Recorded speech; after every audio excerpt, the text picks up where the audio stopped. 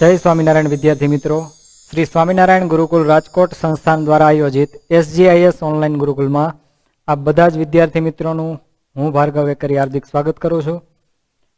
तो आज YouTube live session में जोड़ाया छे त्यारे आजनो आपणो विषय छे गणित, जेमां आपणे लास्ट में चेप्टर नंबर 3 चतुष्कोणनी समज, जेमां आपणे घणा बधा चतुष्कोण विषय चर्चा करी, चतुष्कोणना प्रकार जोया, दरेकना अंगो विषय जोयुं, विकर्णो, सामसामेनी बाजुओ, पासपासेनी बाजुओ, बधी ज बाजुओ, दरेकना खूणाओ, आ बधा विषय चर्चा करी छे।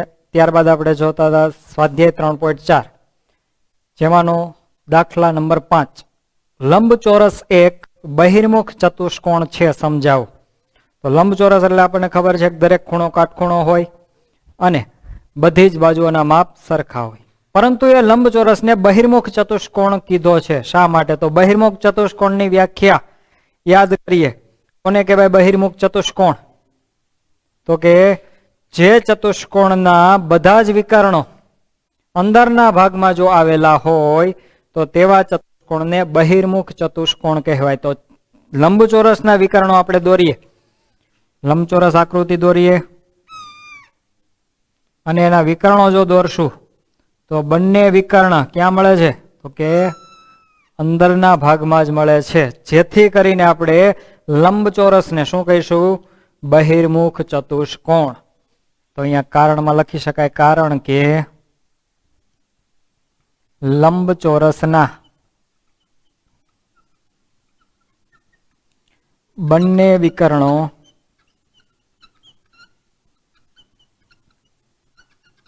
अंदरना भागमां आवेला होवाथी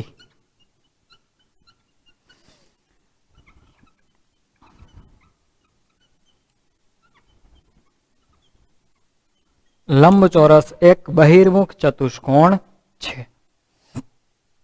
त्यारबाद छेनो दाखलो दाखला नंबर 6 रकम कोण त्रिकोण ABC मां आकृति जोई शको छो ABC।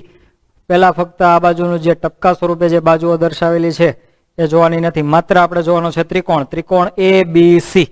त्रिकोण ABC काटकोण त्रिकोण छे। काटकोण त्रिकोण होय त्रणमांथी एक खूणो 90 अंश होय अने बाकीना बे केवा होय 90 करता ओछा એટલે કે લઘુકોણો। तो काटकोण त्रिकोण ABC માં काटखूणानी सामेनी बाजू, काटखूणो छे आ B छे एनी सामेनी बाजू कई थशे? AC। एना परનું કોઈ એક બિંદુ છે એ કેવું છે? તો કે એનું મધ્ય બિંદુ છે એવું કહે છે। લંબચોરસ કાટકોણ ત્રિકોણ ABC માં કાટખૂણાની સામેની બાજુ મધ્ય બિંદુ O છે। શિરોબિંદુઓ A, B અને C, A, B અને C એ O થી કેવી રીતે સમાન અંતરે છે તે જણાવો। એ આપણે સાબિત કરવાનું છે। આવું જે આવશે વધારે તમારે 9મા અને 10મા આવશે। અત્યારે માત્ર શરૂઆત જ થઈ છે અને 8મા ધોરણમાં ભૂમિતિમાં સાબિત કરવા માટેનો આ અને છેલ્લો દાખલો છે।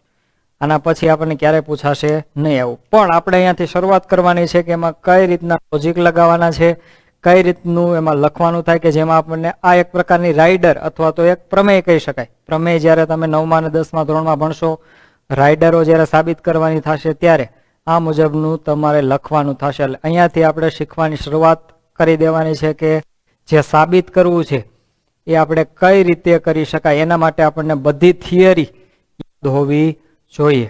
સમલંબ ચતુષ્કોણ, પતંગાકાર ચતુષ્કોણ, લંબચોરસ, કાટકોણ ત્રિકોણ, સમબાજુ ત્રિકોણ, વિષમબાજુ ત્રિકોણ, બધી જ જે થિયરીઓ આવી ગઈ છે એ બધી જ કોઈ પણ એકનો અથવા તો એકથી વધારે એનો ઉપયોગ આમાં થશે।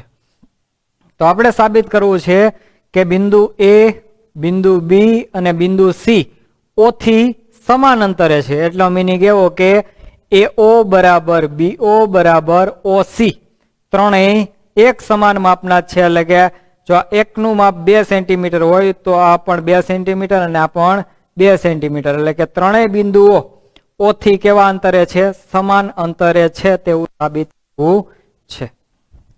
તો આપણે લખી નાખીએ પેલા કે સાબિત શું કરવું છે એને કહેવાય સાધ્ય। સાબિત આપણે શું કરવું છે? તો કે AO બરાબર BO બરાબર CO ત્રણેય અંતર દર્શાવવું છે સમાન. તો અહીંયાથી રકમમાં જે મુજબ કીધું છે એ મુજબથી આપણે બે અંતર સમાન દર્શાવી શકીએ. અહીંયા એવું કીધું છે કાટખૂણાની સામેની બાજુ પર મધ્ય બિંદુ O છે, એટલે કે એસી નું મધ્ય બિંદુ. રેખાખંડ એસી જે છે એનું મધ્ય બિંદુ O છે. મધ્ય બિંદુ હોવું એટલે કે તે જે રેખાખંડ છે એનું તે બિંદુ બે સમાન ભાગમાં વિભાજન કરે તો જ એ મધ્ય બિંદુ એટલે કે વચ્ચેનું બિંદુ કહેવાય. એટલે કે આ બંને ભાગ તો સરખા હશે જ. એટલે કે A અને C બંને O થી કેવા છે? સમાન અંતરે હશે, કારણ કે બંને માપ સરખા હશે.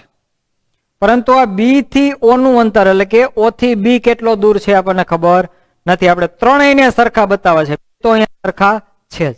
તો એના માટે જે પ્રક્રિયા બધું છે એને છે આપણી સાબિતી. તો જઈએ સાબિતીમાં. એના માટે આપણે થોડીક આકૃતિની રચના કરવી પડશે. જે આપણે હવે ડોટેડ થી જે બતાવેલું છે એની આપણે રચના કરવાની થશે કે BD, આ જે BD એ આપણે એને કહેશું રેખા, એને એટલી આગળ લંબાવો કે જેથી BD કિરણ પણ કહી શકાય, રેખા પણ કહીશું. BD ને ત્યાં સુધી લંબાવો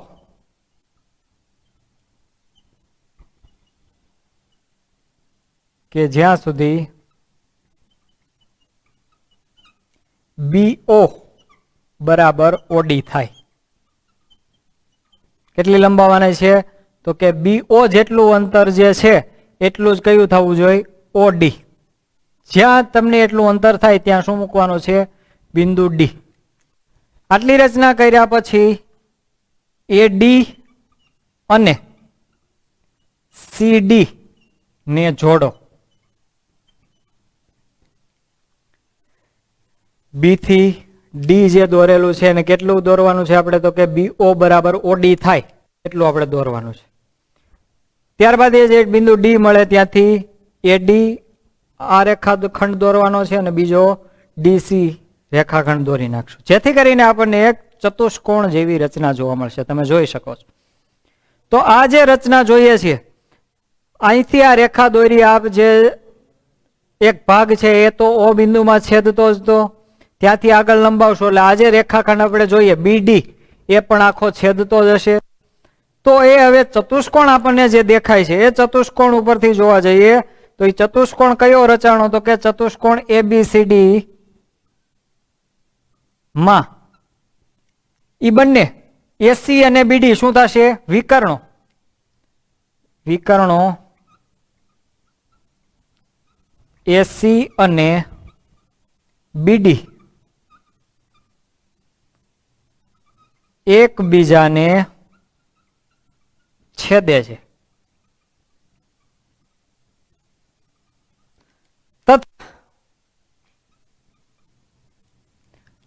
OB બરાબર શું થશે? OD. OB બરાબર OD. કઈ રીતે આપણે કહી શકીએ? તો કે આપણે જે રચના કરી એ મુજબ, એટલે લખશું ત્યાં સામે રચના મુજબ, એટલે કે આપણે જે દોર્યું એ મુજબ જ દોર્યું ને. અહીંયા વાત કરી કે આટલું અંતર થાય એ પ્રમાણે જ એને દોરવાનું છે. એટલે એ ચતુષ્કોણ ABCD માં આ બંને ભાગ સરખા થશે. અને બીજું કે AC પરનું મધ્ય બિંદુ O છે, તો મધ્ય બિંદુ છે એટલે ક્યાં છે? વચ્ચે, જેનેથી AO બરાબર શું થશે? OC તથા AO બરાબર શું થશે? OC. એ શું છે? તો કે આપેલું જ છે આપણને, રકમમાં આપેલ છે. એના ઉપરથી આપણે કહી શકીએ કે AO બરાબર શું હોય? OC, કારણ કે O છે એ AC નું શું છે? મધ્ય બિંદુ. તો આ પ્રકારનું થતું હોય તો એને આપણે એક ચતુષ્કોણ કહી શકીએ કે જેના વિકર્ણો એકબીજાને છેદે, ત્યારબાદ એના વિકર્ણોના જે ટુકડાઓ છે એ સરખા છે, તથા ખૂણો B કાટખૂણો છે, જેથી કરીને D પણ કાટખૂણો થશે, કારણ કે એ જ રીતે દોરેલો છે. દરેક ખૂણો કાટખૂણો થાય છે, વિકર્ણો એકબીજાને છેદે છે, તથા એ વિકર્ણોના જે ટુકડાઓ છે એ પણ સમાન લંબાઈના છે. તો આના ઉપરથી આપણે કહી શકીએ કે કયો ચતુષ્કોણ હશે? તો કે લંબચોરસ. કેવો હશે? લંબચોરસ. તેથી ચતુષ્કોણ ABCD લંબચોરસ છે. હવે લંબચોરસ માટે આપણને ખબર છે કે લંબચોરસના વિકર્ણો પરસ્પર દુભાગે તથા દરેક વિકર્ણનું માપ પણ સરખું હોય. ચતુષ્કોણ એબીસીડી એટલે કે લંબચોરસ હોય તો તેના વિકર્ણો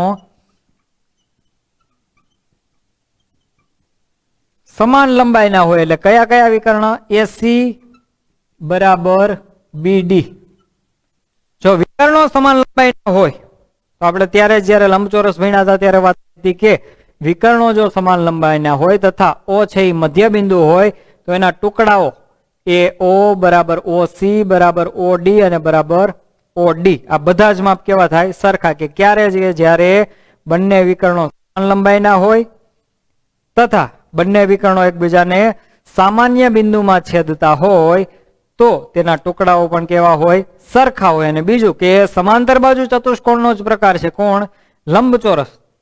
તો જે સમાંતર બાજુ ચતુષ્કોણનો પ્રકાર છે તો એના ટુકડાઓના માપ સરખા હોય. અને અહીંયા કીધું છે કે એ વિકર્ણો લંબચોરસના વિકર્ણો સમાન લંબાઈના હોય જેથી કરીને એના ટુકડાઓના માપ પણ સરખા હોય. તેથી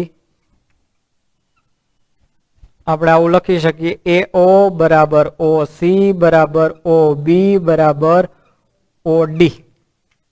એટલે આ જે માપ સમાન છે એના ઉપરથી આપણે શું કહી શકાય? એથી તારણ કાઢી શકાય કે બિંદુ એ, બિંદુ બી, બિંદુ સી અને બિંદુ ડી આ ચારેય બિંદુઓ ઓ થી કેવા અંતરે છે?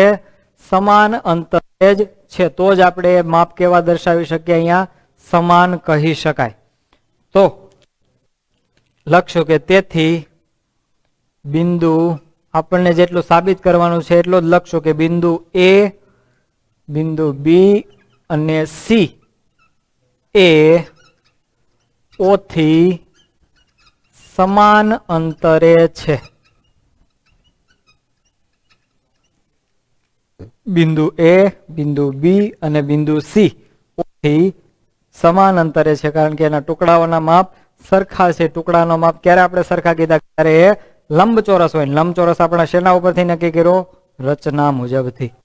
તો આ પ્રકારના જે રાઇડરો હોય છે, પ્રમેય જે પ્રકારના હોય છે એમાં આ પ્રમાણે જે સાબિત કરવું છે એની મુજબ કઈ રીતે આપણે થિયરી લગાવી, કઈ રીતે જે આકૃતિ દોરવાની છે એની રચના કઈ રીતે કરવી એ વ્યવસ્થિત અહીંયાથી શીખવાની શરૂઆત આપણે થાય છે. 9મા અને 10મામાં તો અઢળક પ્રમાણમાં એના દાખલાઓ આવશે. તો આપણને જ્યારે આ પાયાની જે ભૂમિતિ છે ખ્યાલ હશે તો આપણે ત્યાં વ્યવસ્થિત લખી શકશું. તો આપણું ચેપ્ટર નંબર 3 અહીંયા સમાપ્ત જાહેર થાય છે.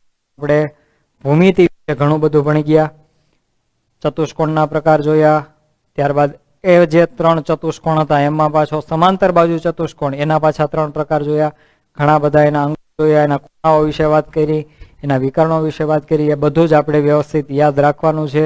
આપણે એને દાખલામાં પણ એપ્લાય કર્યું જેથી કરીને આપણને યાદ પણ રહી જાય. જો આપણે એને વ્યવસ્થિત સારી રીતે લોજિક લગાવી અને વ્યવસ્થિત કરશું એટલે ઓટોમેટિક યાદ રહી જાય એવું છે. ત્યારબાદ આગળ વધીએ. ત્યાર પછીનું ચેપ્ટર આપણે જોવાનું છે ચેપ્ટર નંબર 5 માહિતીનું નિયમન.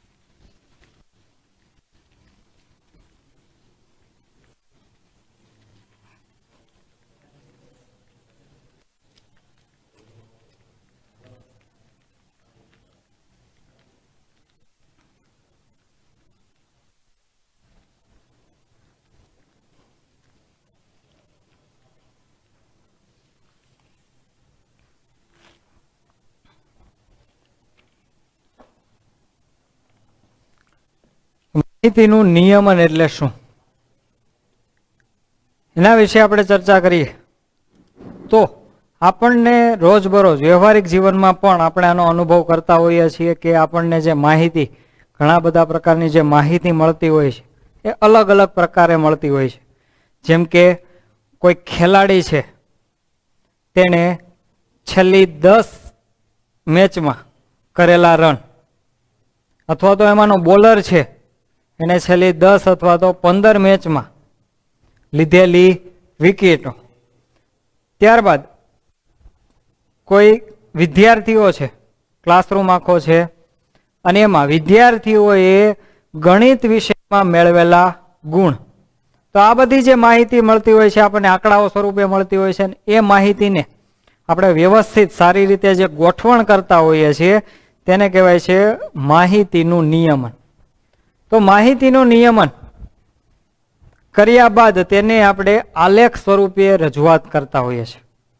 ઘણી બધી સિસ્ટમો એવી હોય છે, જેમ કે ઉદ્યોગોમાં કોઈક એક ઉદ્યોગ, એક કંપની છે, એની બીજી કંપનીની સાપેક્ષ તેની સફળતા છે કઈ રીતે છે એ દર્શાવવા આલેખનો ઉપયોગ થતો હોય છે. અમુક માહિતી એવી હોય છે કે જે આપણે આમ જોવા જઈએ તો એમાં નિયમ, એટલે કે એમાં આપણે અનુકરણ ન કરી શકતા હોઈએ કે કયા વિદ્યાર્થી, આપણે ધારો કે ક્લાસરૂમમાં જ લઈ લઈએ અને એ ક્લાસરૂમમાં જે વિદ્યાર્થીઓ મેળવેલા ગુણ છે એમાં અમુક સંજોગોમાં એવું થઈ શકતું હોય કે કયા વિષયમાં વિદ્યાર્થીએ અથવા તો એક જ વિષયમાં ગુણ મેળવેલા છે. તો દરેકનું આપણે કહી ન શકીએ 1 માર્ક વાળા, 2 માર્ક વાળા, 3 માર્ક વાળા, 4 માર્ક વાળા, એ રીતે એનું નિયમન જો કરવા જઈએ, એને અલગ છૂટી પાડવા જઈએ તો ખૂબ લાંબુ થઈ જશે. પરંતુ એને જો આપણે આ રીતે વ્યવસ્થિત ગોઠવીએ કે 0 થી 5 માર્ક આવેલા કેટલા વિદ્યાર્થીઓ છે, 5 થી 10 આવેલા હોય એવા કેટલા વિદ્યાર્થીઓ છે, ત્યારબાદ 10 થી 15 વાળા, 15 થી 20 વાળા, અને ક્લાસરૂમમાં જોતા જોઈએ છે કે શિક્ષક જ્યારે ત્યારે આ જ રીતે જ પૂછશે કે ચાલો ભાઈ 0 થી 20 વચ્ચે કેટલાને આવ્યા, ત્યારબાદ 20 થી 30 ગુણ મેળવનારા વિદ્યાર્થીઓ કેટલા છે, 30 થી 40 વાળા અને 40 થી 50 વાળા. તો આવી જ્યારે ગણતરી કરશું ત્યારે વધુ એને સચોટ રીતે આપણે એનું અનુકરણ કરી શકશું. અને એને જો આલેખ સ્વરૂપે દર્શાવીએ તો એનાથી ખ્યાલ આવી જાય કે કયા ગુણ મેળવનારા વિદ્યાર્થીઓ વધારે પ્રમાણમાં છે. એ આપણને આંકડા સ્વરૂપે તો મળશે જ, પણ આલેખ સ્વરૂપે જો જોવા જઈએ તો ત્યાંથી પણ આપણે કહી શકીએ કે કયા વિદ્યાર્થીઓએ વધારે ગુણ મેળવેલા છે. તો આપણે માહિતી ઉપરથી આલેખ દોરી શકીએ છીએ, અને આલેખ ઉપરથી આપણે તે માહિતી શેની આપેલી છે, તે માહિતીમાં શું દર્શાવેલું છે, એ બધો જ ખ્યાલ પણ આપણે મેળવી શકીએ છીએ. એમાંના આપણે 7મા ધોરણમાં આલેખો શીખી ગયા છે. ઘણી બધી માહિતીઓ આપેલી હતી, એના ઉપરથી આપણે લંબ આલેખ દોરેલા હતા, જે આપણે આલેખ પત્ર પર દોરવાના હોય છે. ધોરણ 8માં પણ એ જ મુજબનું છે. શરૂઆતમાં જે આવશે એ મુજબના જ આલેખ આવતા હોય છે. તમારે શરૂઆતમાં જે ચિત્ર આલેખ આવતા, ચિત્ર સ્વરૂપે રજૂઆત કોઈ પણ માહિતી છે. અહીંયા જ આપણને પહેલું જ ઉદાહરણ આપેલું છે, કારનું જે ઉત્પાદન કરતી કંપની છે. તો કારનું ઉત્પાદન કરતી કંપની ઉત્પાદન કરતી હશે એ મહિના સ્વરૂપે હજારો કારોની સંખ્યામાં ઉત્પાદન કરતી હશે. તો એને જો ચિત્ર સ્વરૂપે, આંકડા સ્વરૂપે તો આપણે એને લખીએ છીએ, પણ જો એને આલેખ સ્વરૂપે અને કઈ રીતે, તો કે ચિત્રાત્મક રીતે જો એની રજૂઆત કરીએ તો તેવા આલેખને કહેવાય છે ચિત્ર આલેખ. તો આપણા ઉદાહરણ એક, જે આપણું એક્ઝામ્પલ છે, એમાં જોઈ શકો છો તમે કે એક કંપની છે અને એ માસ કેટલી કારનું ઉત્પાદન કરે છે એનો એક ચિત્ર સ્વરૂપે રજૂઆત કરેલી છે. તો એમાં એક નિશાની દર્શાવેલી છે. કાર આખી દોરેલી હોય તો આપણા દાખલામાં કાર જો આખી દોરેલી, નિશાનીઓ સંજ્ઞા મુજબથી આપણે સંખ્યાઓ નક્કી કરવાની થશે. એ સંખ્યાઓ નક્કી કરવાની થશે કે આખી કાર દોરેલી છે તો કેટલી કાર, 100 કાર. અને એમાં જો અડધી કાર હોય તો કેટલી સમજવાની છે, 50 કાર સમજવાની છે. તો ચિત્ર સ્વરૂપે, ચિત્ર આલેખ સ્વરૂપે રજૂઆત કરેલી હોય ત્યારે એ માહિતીનું નિયમન, એ માહિતીને છૂટી કઈ રીતે પાડવી આપણે શીખવાનું છે. સંજ્ઞા આપણને જે દર્શાવેલી હોય એના ઉપરથી આપણે પ્રશ્નોના જવાબ પણ આપવાના થતા હોઈએ છીએ. તો આપણને દર્શાવેલું છે આખી કાર જે દોરેલી છે એને આપણે કેટલી સમજવાની છે? એક કાર આખી દોરેલી હોય તો 100 અને અડધી દોરેલી હોય તો 50. તો એ જે કંપની છે એને જુલાઈ માસમાં કેટલી કાર નું ઉત્પાદન કરેલું છે એ આપણે કહી શકશું હવે કે 2 આખી કાર છે અને 1 અડધી કાર છે. તો 2 આખી એટલે કેટલી થશે? 100 + 100 200 અને 1 અડધી છે એટલે કેટલી થશે? જુલાઈ માસમાં 50 કાર. સોરી, જુલાઈ માસમાં 250. 2 આખી છે અને 1 અડધી કાર દોરેલી છે એટલે આપણે એ માહિતી, એ ચિત્રાત્મક માહિતી જે છે એના ઉપરથી નિયમન કરી શકીએ કે જુલાઈ માસમાં એને એ કંપનીએ 250 કાર બનાવી હતી. ત્યારબાદ ઓગસ્ટમાં જોઈએ તો 3 આખી કાર દોરેલી છે, 3 આખી મોટર કાર દોરેલી છે તો કેટલી કરી હશે? 300 કારનું ઉત્પાદન કરેલું હશે. કયા માસમાં? ઓગસ્ટ માસમાં. અને સપ્ટેમ્બરમાં જોઈએ તો સપ્ટેમ્બરમાં હવે આપણે જવાબ આપી શકશું. શું આવશે? કેટલું આવશે? 400. 4 કાર આખી દોરેલી છે, તેથી તે કંપનીએ સપ્ટેમ્બર માસમાં કેટલી કારનું ઉત્પાદન કરેલું છે? 400. તો આના ઉપરથી આપણને પ્રશ્નો પૂછાતા હોય છે. જે પ્રશ્નો તમે જોઈ શકો છો એમાં પહેલો પ્રશ્ન આપણને પૂછેલો છે, જુલાઈ માસમાં કુલ કેટલી કારનું ઉત્પાદન થયું? તો આપણે જે ચિત્રાત્મક સ્વરૂપે રજૂઆત આપેલી હતી, સંકેત આપણને જે ઉપર દર્શાવેલા હતા એના ઉપરથી આપણે એના આંકડાઓ પણ મેળવી લીધા. કે જુલાઈમાં 250, ઓગસ્ટમાં 300 અને સપ્ટેમ્બરમાં 400. તો અહીંયા આપણને જુલાઈ માસમાં કેટલું ઉત્પાદન કરેલું છે? તો કે 250 કારનું. ત્યારબાદ કયા માસમાં સૌથી વધુ મોટર કારનું ઉત્પાદન થયું? તો આપણે પ્રશ્નનો જવાબ આપી શકીએ કયા માસમાં? સપ્ટેમ્બર માસમાં. અને ત્યાં જો પૂછેલું હોય તો કે એ વધારે ઉત્પાદન થયું તો કેટલી કારનું ઉત્પાદન થયું છે? તો કે 400 કારનું ઉત્પાદન. તો આ થઈ ગઈ વાત ચિત્ર આલેખ, કે ચિત્રાત્મક રૂપે એને રજૂઆત કરેલી. આપણે 1 કાર બરાબર કહેશું અહીંયા તો 250 કાર દોરી શકાય નહીં, તો એ માહિતી તો ખૂબ મોટી થઈ જાય, તો એને આલેખ સ્વરૂપે રજૂઆત કરવી પણ અઘરી થઈ જાય ને એનું કઈ મહત્વ રહે નહીં. પરંતુ આપણે નિશાની ઉપરથી એ જે ઉત્પાદન થયેલું છે અને એની સંજ્ઞા ઉપરથી આપણે એને નાની અને વ્યવસ્થિત સારી રીતે દર્શાવી શકીએ છીએ. અને આપણને જો એ પ્રકારનો આલેખ આપે તો એ આલેખ ઉપરથી પણ આપણે એના ઉત્પાદન કઈ રીતે થયેલું છે હવે આપણને શોધતા આવડે. ખાલી એમને આલેખ આપી દીધો, આપણે આલેખ વિશે કઈ ખબર જ નથી, સંજ્ઞાઓ કઈ રીતે આપેલી છે એના વિશે ખ્યાલ જ નથી, તો આપણે એના જવાબ આપી શકતા નથી. પરંતુ હવે આપણને ખ્યાલ આવી જાય કે ઉપર જે સંજ્ઞા આપેલી છે કે જે ચિત્ર છે એ આખું દોરેલું હોય તો એની સંખ્યા કેટલી સમજવી, અડધું દોરેલું હોય તો એની સંખ્યા કેટલી સમજવી. હવે આ ચિત્રાત્મક જ્યારે રજૂઆત કરતા હોઈએ છીએ ત્યારે થોડું ઘણું જ આપણને પડશે. કારણ કે જો અહીંયા 301 કારનું ઉત્પાદન થયું હોય, અથવા તો 258 કારનું ઉત્પાદન થયું હોય, અથવા તો 370 કારનું, 401 કારનું, આવી રીતે જો ઉત્પાદન થયેલું હોય તો એને આપણે કઈ રીતે પાછું દર્શાવવું? તો એના માટે ચિત્ર આલેખ સ્વરૂપે એને રજૂઆત કરી શકતા નથી. તો એના માટે હવે આપણે આગળ વધવાનું છે. ધોરણમાં આપણે ભણી જ ગયા છીએ લંબ આલેખ. લંબ આલેખ કહેવાય કોને? એના વિશે પહેલા જોઈએ. તો સ્ક્રીન ઉપર આપણે લંબ આલેખ જોઈ શકીએ છીએ. અને એ આલેખ શેના ઉપર દોરી શકાતા હોય છે? તો કે આલેખ પત્ર પર જ દોરવામાં આવે છે. કારણ કે એમાં જે માપ હોય છે એ એક સમાન માપનું જ હોય છે. લંબ આલેખ કહેવાશે કોને? લંબ આલેખનું બીજું નામ છે દંડ આલેખ. રેખાખંડ કે સમાન પહોળાઈ વાળા સ્તંભોની મદદથી કરવામાં આવેલ માહિતીની રજૂઆતને લંબ આલેખ કહે છે. જે સ્તંભો તમે જોઈ શકો છો એ શેનાથી દોરેલા છે? રેખાખંડથી. અને દરેક સ્તંભની તમે પહોળાઈ પણ જોઈ શકો છો કેવી છે? સમાન પહોળાઈ છે. હવે એમાં પહેલા આપણે શીખી લઈએ જે રેખાઓ દોરેલી છે, જે કિરણ સ્વરૂપે જે રેખાઓ દોરેલી છે એના વિશે પહેલા સમજી લઈએ. તો આ જે ઊભી અને આડી રેખા જે દોરેલી છે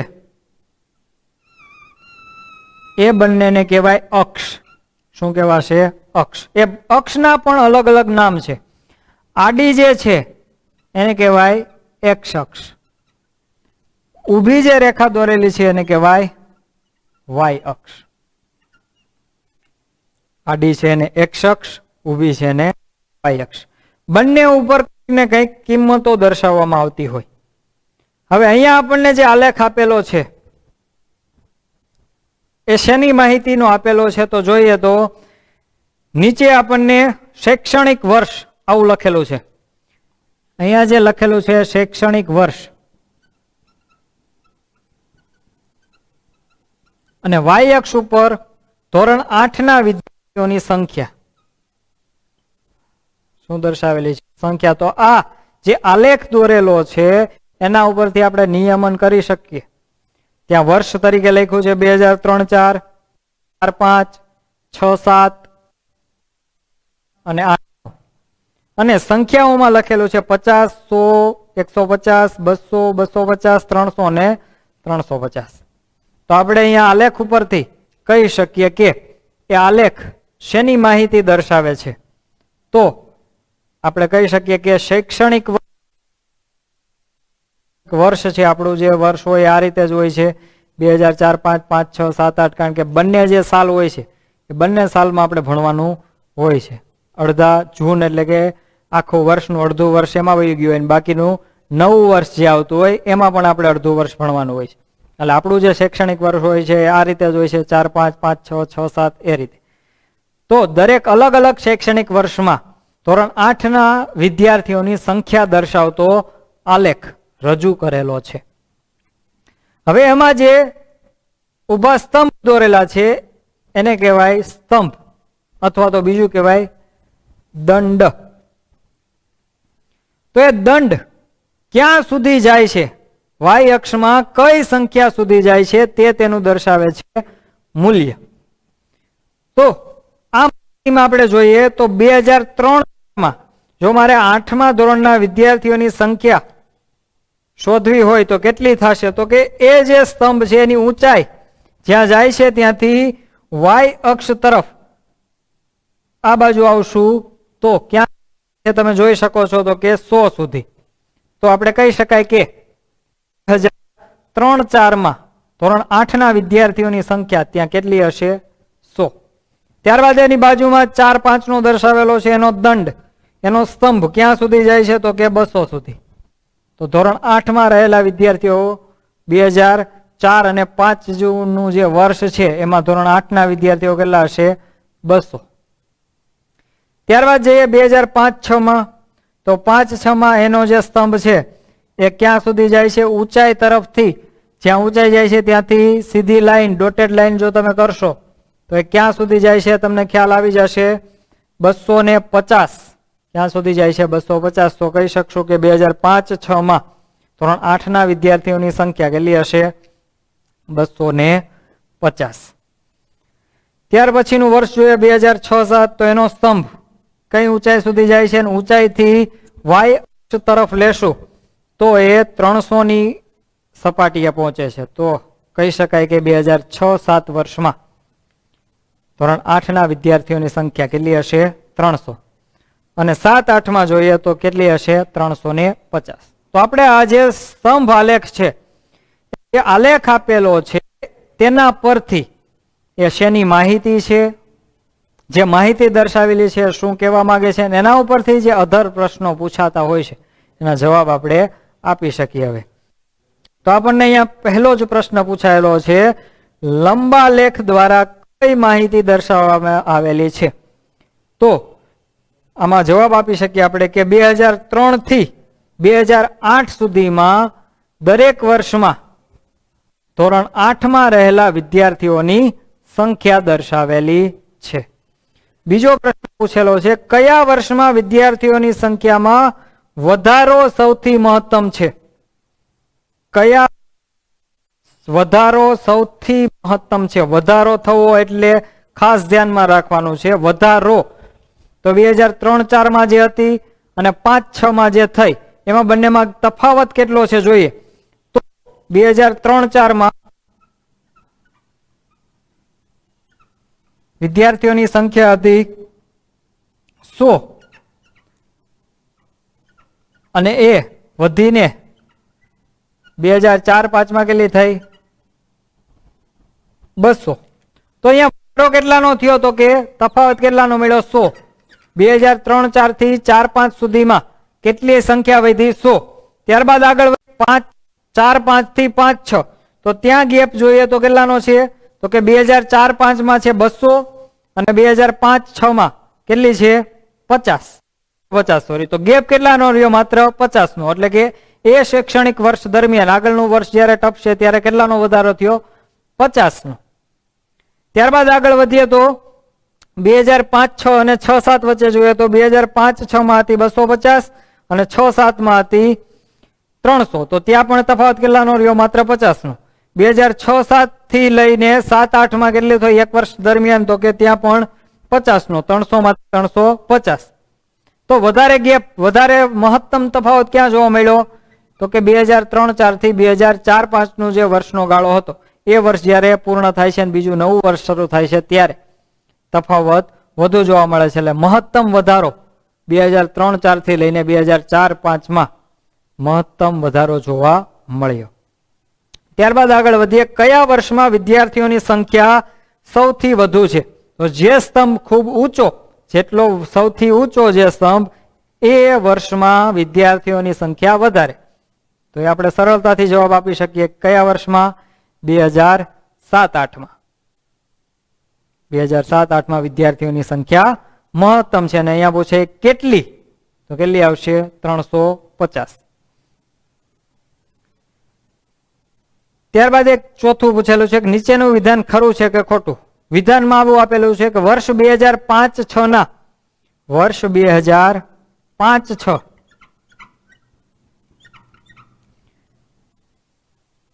ના વિદ્યાર્થીઓની સંખ્યા વર્ષ 2003-04 કરતા બમણી છે. 2005-06 ની સંખ્યા 2003-04 કરતા બમણી છે. એટલે કઈ બમણી છે 2005-06 ની બમણી છે. એ વિધાન સાચું છે કે ખોટું તો જોઈએ. 2005-06 માં સંખ્યા કેટલી છે 250 અને 2003-04 માં કેટલી છે 100. તો આ સંખ્યા આના કરતા બમણી છે ના બમણા કરતા પણ કેવી છે વધારે છે.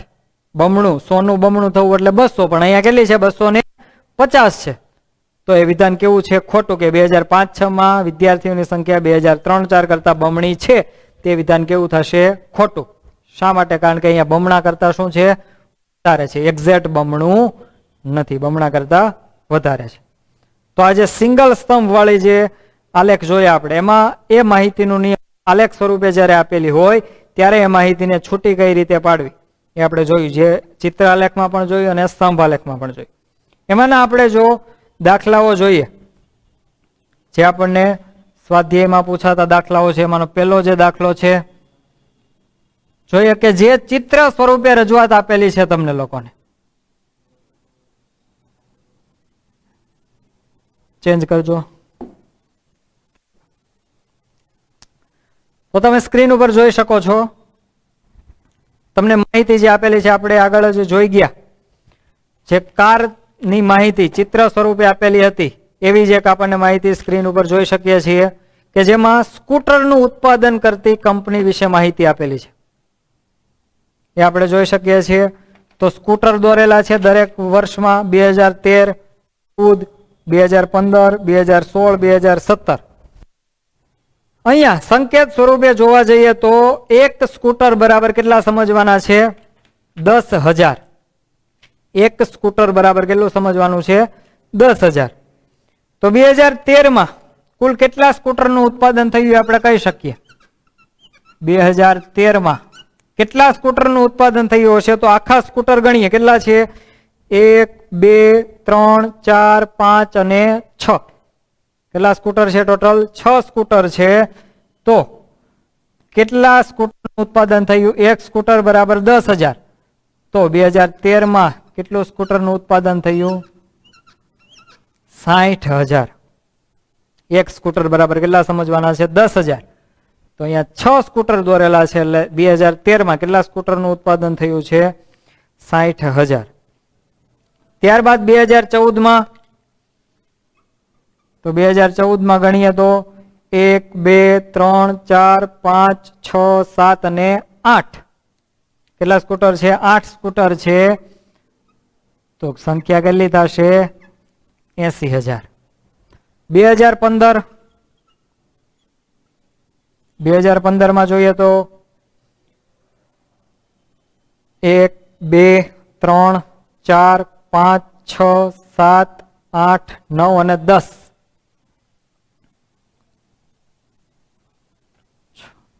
કેટલા સ્કૂટર છે ટોટલ? 2015 10 સ્કૂટર દોરેલા છે. તો 10 ગુણ્યા 10,000 કેટલા થશે? 1 લાખ. ટૂંકમાં 10,000 10 વખત એટલે કે 10,000 ગુણ્યા 10 બરાબર 2015 કેટલું ઉત્પાદન થયું હશે? તો કે 1 લાખ સ્કૂટરનું ઉત્પાદન. ત્યારબાદ 2016 સ્કૂટરની સંખ્યા કેટલી થાય છે? તો કે 3 ને 3 6 ને 2 8 તો કેટલા થશે? 8 સ્કૂટર એટલે 80,000 ટોટલ ઉત્પાદન થયું હશે. અને 2017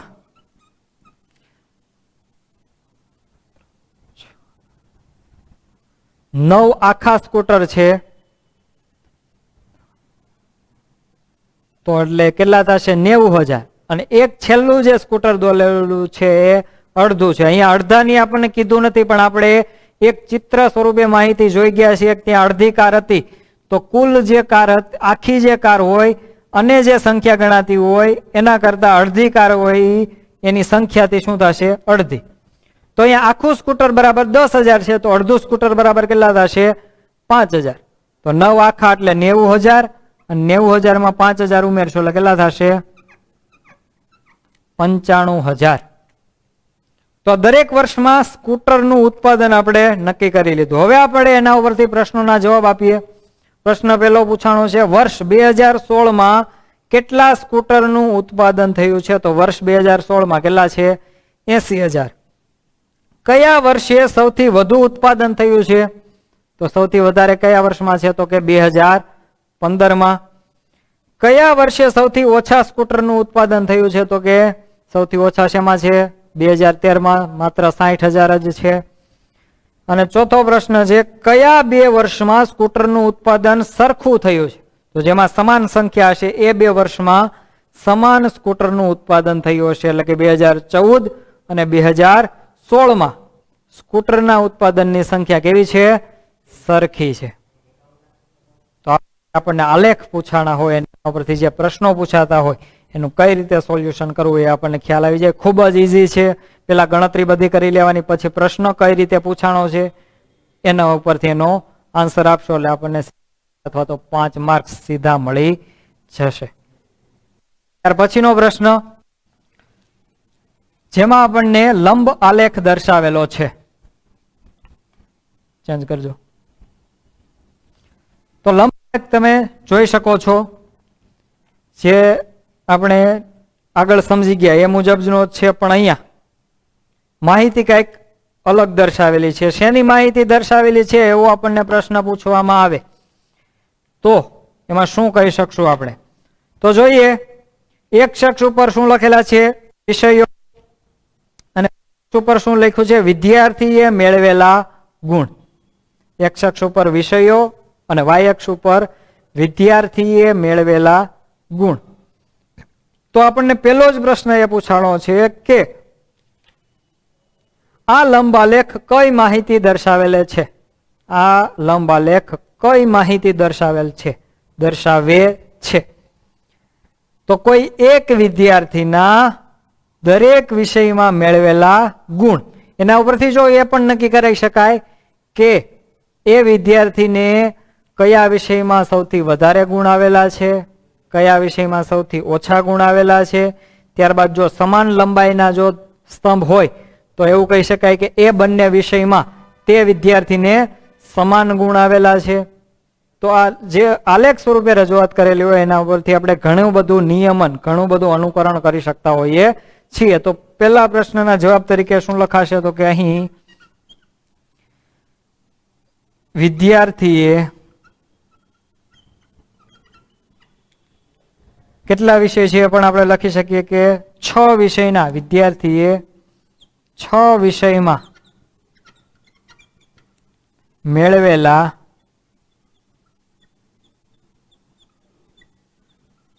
ગુણની માહિતી દર્શાવે છે. આ જે આલેખ છે એ વિદ્યાર્થીએ 6 વિષયમાં મેળવેલા, કોઈ એક જ વિદ્યાર્થીના છે, બધા વિદ્યાર્થીના નથી, કોઈ એક વિદ્યાર્થીના દરેક વિષયમાં મેળવેલા ગુણની માહિતી દર્શાવે છે. ત્યારબાદ પછીનો પ્રશ્ન જોઈએ. વિદ્યાર્થીએ કયા વિષયમાં સૌથી વધુ ગુણ મેળવ્યા છે અને કેટલા? તો જે સ્તંભ વધારે ઊંચો જતો હોય તે વિષયમાં તેણે વધારે ગુણ મેળવેલા છે. સૌથી મહત્તમ ઊંચાઈએ જે સ્તંભ જતો હોય તો કયા વિષયનો સ્તંભ સૌથી મહત્તમ જાય છે આપણે જોઈ શકીએ છીએ? તો કે ગણિત.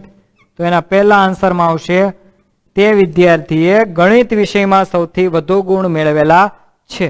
એની સાથે આપણે પ્રશ્ન પૂછ્યો છે કેટલા ગુણ મેળવ્યા છે તેમાં, તો એને આપણે આ રીતે લઈ આવશું વાય અક્ષ તરફ.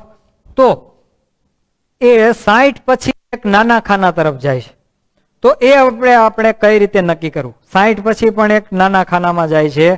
તો આ રીતે પાર્ટ પડેલા હોય છે, એમાં વાય અક્ષ ઉપર આ રીતે હોય છે. એ માપ સમાન લંબાઈના જશે. અહીંયા આપણને દર્શાવેલા છે 10, 20, 30, 40, 50 એ રીતે 10, 20, 30, 40, 50, 60 આ રીતે દર્શાવેલું છે આપણને. હવે બંને વચ્ચે ગાળો કેટલાનો છે? દરેક વચ્ચે 10, 10 નો. જો અહીંયા જે હશે બંને જ્યાં છેદે છે ત્યાં હશે 0, એને કહેવાય છે ઉગમ બિંદુ O. બંને અક્ષો જ્યાં છેદે છે તેને કહેવાશે ઉગમ બિંદુ O. અને એના અહીંયા હોય છે 0, 0. એટલે કે અહીંયા 0 હશે, ત્યાંથી પહેલું એક ખાનું બરાબર શું લેવાના છે? 10. ત્યાંથી પછીનું ખાનું બરાબર 10, પછી 10 માં 10 ઉમેરશો એટલે 20, પછી 30, 40, એટલે કે 10, 10 ઉમેરાતા જશે. એટલે કે એક ખાનું બરાબર કેટલા ગણાશે? 10. એમાં પાછા 5 લીટા હશે અંદર, 1, 2, 3, 4 અને 5. આવું જે બોક્સ હશે એમાં કેટલા લાઈનો હશે? 5.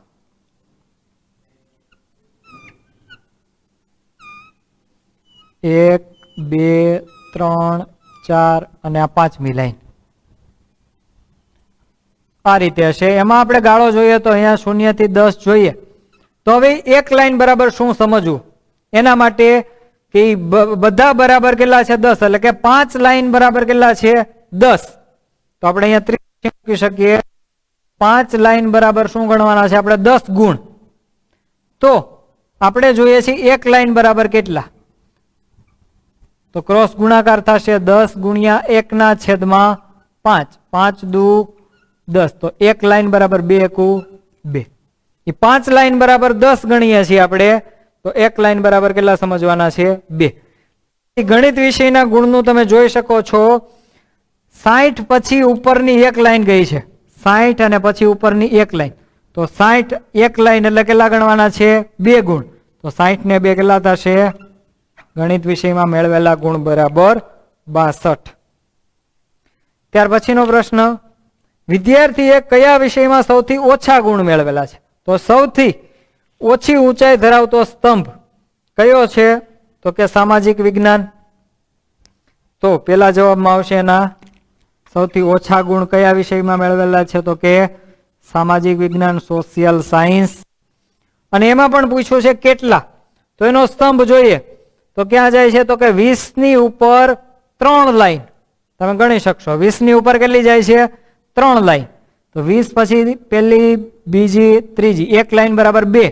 તો 20 ને 2 22, 22 ને 2 24, 24 ને 2 26. તો સામાજિક વિજ્ઞાનમાં તેને કેટલા ગુણ મેળવેલા છે? 26 ગુણ મેળવેલા છે. ઉપર પ્રમાણ માપમાં પણ તમે જોઈ શકો છો કે 1 એકમ લંબાઈ બરાબર 10 ગુણ 1 એકમ લંબાઈ એટલે જે ઘાટી લાઈન છે એ 1 એકમ લંબાઈ ગણાશે આખું ચોરસ, અને એની વચ્ચેની જે લાઈનો છે એ 1 એકમ ગણાશે નહીં. કયું 1 એકમ ગણાશે? આખું જે ચોરસ છે તમે જોઈ શકો છો ઘાટી લાઈન, એ જે બોક્સ છે આ બોક્સ બરાબર શું હશે? 1 એકમ. ત્યારબાદ આગળ વધીએ. ચોથો પ્રશ્ન, કયા બે વિષયમાં સરખા ગુણ મેળવ્યા છે? તો સમાન જે સ્તંભ હશે, જે સ્તંભની લંબાઈ સમાન હોય તે વિષયમાં સમાન ગુણ મેળવેલા હોય. તો કયા બે વિષય એવા છે કે સમાન જે સ્તંભ દેખાય છે? તો કે ગુજરાતી અને વિજ્ઞાન. ગુજરાતી અને વિજ્ઞાનના સ્તંભની ઊંચાઈ સમાન છે, જેથી કરીને આપણે કહી શકીએ કે એ બંને વિષયમાં સમાન ગુણ મેળવેલા છે. અને પૂછ્યું છે કેટલા? તો એના સ્તંભ 30 પછી 2 લાઈન જાય છે. 30 પછી 2 લાઈન, તો 30 પછી પહેલી લાઈન એટલે 32 અને બીજી લાઈન એટલે 34. તો કેટલા ગુણ મેળવેલા છે બંનેમાં? 34 ગુણ તે વિદ્યાર્થીએ મેળવેલા. તો આપણે જે શીખા આલેખ પરથી, ચિત્ર આલેખ ઉપરથી માહિતીનું નિયમન, જે આલેખ આપ્યો છે એના ઉપરથી નિયમન કઈ રીતે કરી શકાય, અને બીજું જોયું આપણે સ્તંભ આલેખ ઉપરથી, એની સ્તંભની ઊંચાઈ ઉપરથી આપણે એનું મૂલ્ય, એનું જે શું આંકડો દર્શાવે છે આપણે કઈ રીતે નક્કી કરી શકાય, એના પ્રશ્નોના જવાબ કઈ રીતે મળતા હોય છે એના વિશે આપણે શીખા. 7મા ધોરણમાં આનું તમે ભણી જ ગયા છો. હવે પછીનું જે આવશે આપણે એ થોડુંક નવું આવશે, જેમાં આવશે દ્વિલંબ આલેખ. એ દ્વિલંબ આલેખ આપેલો હોય અને એના ઉપરથી માહિતી કઈ રીતે છૂટી પડતી હોય, અને આ બધા આલેખ માહિતી જે આપેલી છે એના ઉપરથી દોરવાના કઈ રીતે હોય એ પણ આપણે શીખશું.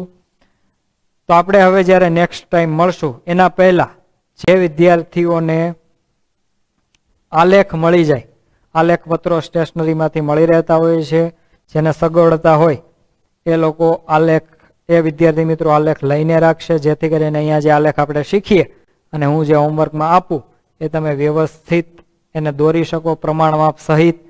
અત્યારના જે આલેખ આપેલા છે બંને આલેખ હોમવર્કમાં, એ તમે તમારી રીતે આલેખપત્ર ન હોય તો પણ એને દોરી શકશો, કારણ કે એમાં બહુ કાંઈ માપ એટલા બધા હોતા નથી. એના માટે તમારે નાના નાના ચોરસ કરવાની કઈ જરૂર નથી, સામાન્ય રીતે દર્શાવી દેશો તો પણ ચાલશે. પણ હવે પછીના જે આગળના આલેખ ભણશું આપણે, એ તમારી પાસે આલેખપત્ર હશે તો વ્યવસ્થિત સરળતાથી સારી રીતે દોરી શકશો. તો જે વિદ્યાર્થીને સગવડ હોય સ્ટેશનરીની અથવા તો આગળના સિટીમાંથી કંઈ કોઈક બીજી જગ્યાએથી મળી રહેતા હોય તો એ વિદ્યાર્થી મિત્રો વ્યવસ્થા કરી રાખે, જેથી કરીને આપણે જ્યારે નેક્સ્ટ લેક્ચરમાં મળીએ જે આપણે આલેખ સમજીએ તમે વ્યવસ્થિત રીતે સમજી શકો અને હોમવર્કના જે આલેખ છે એ દોરી શકો. તો ફરી વખત મળીએ, ત્યાં સુધી બધાને મારા જય સ્વામિનારાયણ.